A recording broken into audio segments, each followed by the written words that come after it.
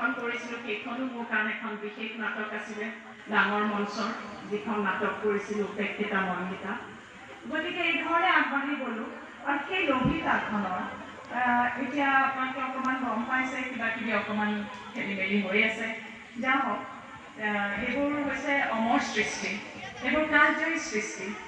আৰু এইবোৰৰ মই লভিতা চৰিত্ৰটো আজি ইয়াত যদি কাৰোবাৰ প্ৰতি মোক এইমাত্ৰ এগৰাকীয়ে ক'লে যে মই অভিনয় কৰোঁ, মই অভিনয় ভাল পাওঁ, অভিনয় কৰোঁ, চিৰিয়েলত কৰিছোঁ। গতিকে অভিনয় যিসকলে ভাল পায় তেখেতসকল যিসকল উঠি অহা আছে তেওঁলোকেও এইটো কথা অনুভৱ কৰিব পাৰিব যে লভিতা চৰিত্ৰটো এনেকুৱা এটা চৰিত্ৰ, যিটো চৰিত্ৰ ইমান শক্তিশালী যে তাত প্ৰত্যেকটো ৰস আছে।